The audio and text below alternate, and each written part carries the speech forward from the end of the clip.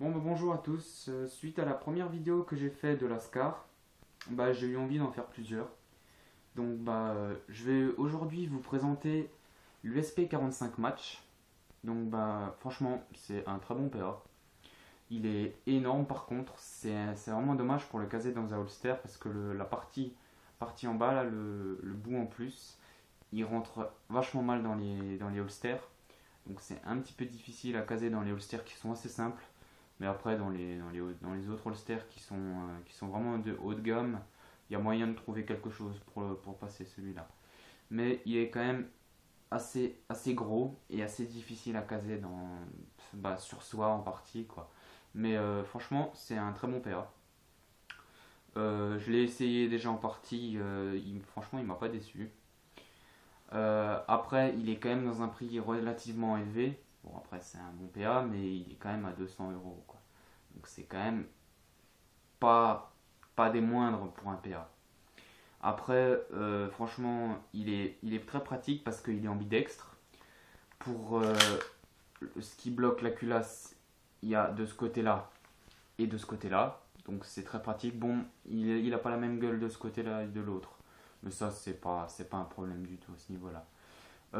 Il est également ambidextre au niveau de la sécurité. Donc comme on peut le voir ici, là, pardon, là et là, de ce côté, de ce côté-là.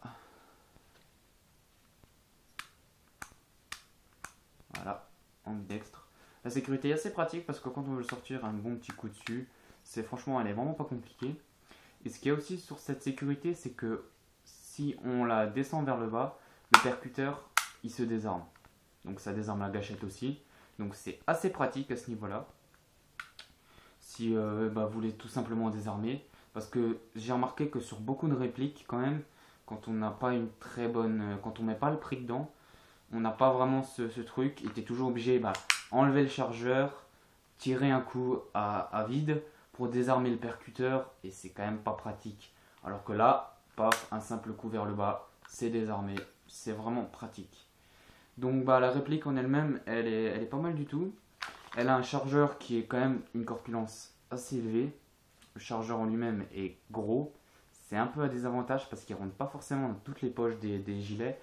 Comme celle-ci par exemple. Les pochettes là sont assez dures à caser parce que le chargeur est plus grand que par exemple le chargeur de M9 ou autre. Et c'est un petit peu plus difficile à les caser.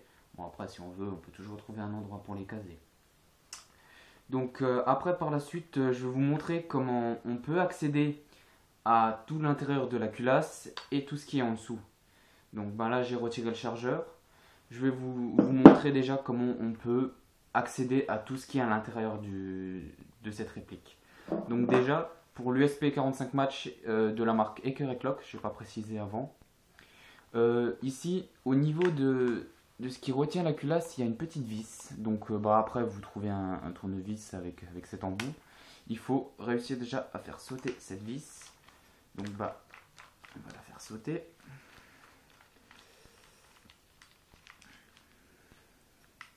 Avec les gants, j'avoue, c'est pas très pratique. J'aurais peut-être pas dû les garder pour le démontage. Donc on fait sauter cette partie-là. Ensuite après, ici on le voit, enfin on le voit peut-être pas très bien, mais il y a un petit morceau dans la culasse qui permet de garder la culasse en arrière. Cette partie en fait, il faut la garder à la base. Parce que on le voit pas bien, mais il y a en fait un petit bout à récupérer en métal.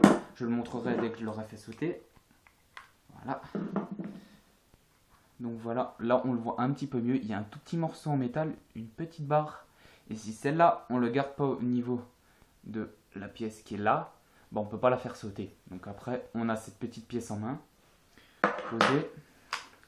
Après, ce qu'il faut faire, il faut faire sauter les deux vis qui sont en dessous, qui gardent le suppresseur qui est là. Donc on fait sauter les deux vis.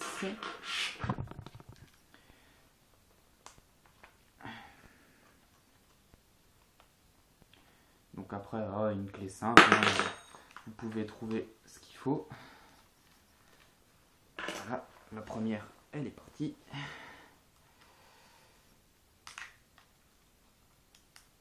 Après, il est quand même assez complexe à faire, à enlever. enfin à démonter du moins. C'est pas pratique du tout parce que si on veut l'utiliser en partie, si on a un problème dessus, vous allez mettre un temps quand même, un petit moment à le démonter. Donc comme je l'ai dit dans la première vidéo de la Scar, c'est une réplique qui, contrairement à beaucoup d'autres, se démonte très facilement. Donc en partie on a vraiment cette facilité de, si on a un souci quelconque dessus, on peut vraiment la démonter rapidement. Donc voilà, quand on arrive là, on enlève cette pièce. Donc quand on a enlevé les deux vis, bon là j'en ai enlevé une autre. Donc on a les deux vis qui sont là. On enlève cette pièce là. Donc elle a un petit morceau qui permet de s'accrocher là-dessus. Donc on peut le voir. Et ensuite on a ça nous donne ça. Donc maintenant un petit coup en arrière et un petit coup sec en avant. Et voilà, on accède à tout ce qui est à l'intérieur. Donc là ça se voit pas très bien mais bon. Donc après on accède à tout ce qui est à l'interne de la réplique. Après ça c'est tout ce qui est interne, hein. Donc, vous pouvez le voir. Après ça c'est un petit détail. Donc après ici, pour accéder à tout ce qui est à l'intérieur, il faut, en fait là, au niveau de là, il y a une toute petite vis qu'il faut faire sauter. Bon là je vais pas le faire parce que c'est vraiment la misère, c'est déjà plein de graisse. C'est vraiment la misère à enlever. Ou alors vous avez tout simplement la possibilité, au niveau du ressort là, vous le tirez, vous le sortez. Et là après, cette petite pièce là, on peut la lever. Voilà. On fait comme ça. On fait sauter le ressort.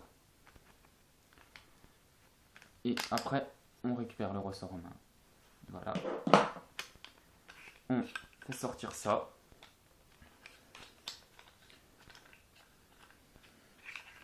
Et voilà, on a la culasse en main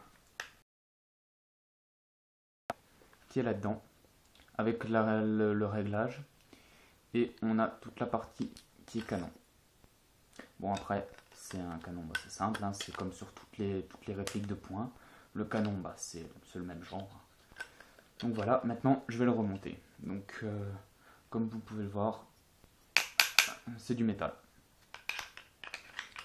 Donc pour le remontage c'est un petit peu plus compliqué quand même parce que le ressort en lui-même est assez compliqué à remettre en place. Donc c'est un petit peu chiant. Ça va peut-être prendre un petit peu plus de temps que prévu. Ça je verrai. Et après ce qui est surtout aussi la misère c'est de remettre le système, de remettre le ressort parce que dans la petite pièce que je vous ai montré il y a un petit morceau qui rentre dedans et qui permet en fait que le ressort, voilà, le ressort il sort pas. Et ça c'est un petit peu la misère à remettre en place. Donc maintenant je vais le remonter. Voilà. On remet un bon petit coup en arrière. Ensuite on remet la pièce comme je vous l'ai montré avant. Cette pièce là. On la remet dedans. Voilà. Dedans. On lâche. Et là on peut de nouveau. Maintenant derrière on fixe la deuxième pièce, celle-là, la petite pièce, on le voit mal à cause des gants, cette petite pièce, voilà. On la fixe dessus.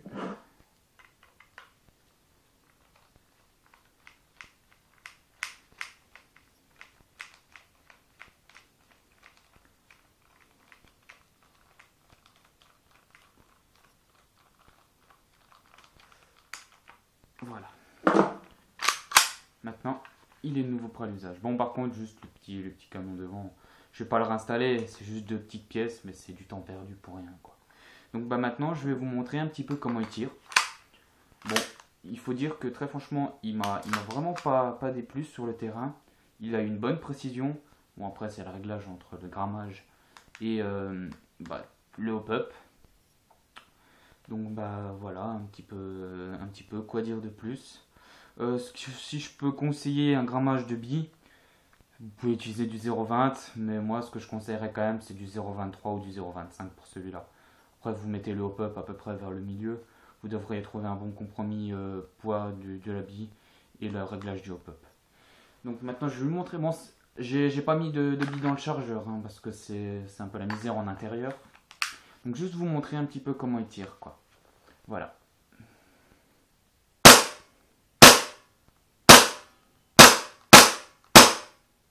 Voilà, ça c'est quand on n'a plus de billes. Bon voilà, c'était fait pour. Voilà, voilà. Donc quand on remet en place et quand on désactionne le percuteur. Voilà. Donc là maintenant on peut le ranger en sécurité. Après, suffit de mettre la sécurité et vous pouvez tranquillement le ranger dans votre holster. Voilà, voilà. Donc bah si vous avez aimé cette vidéo, un petit pouce bleu, ça serait sympa.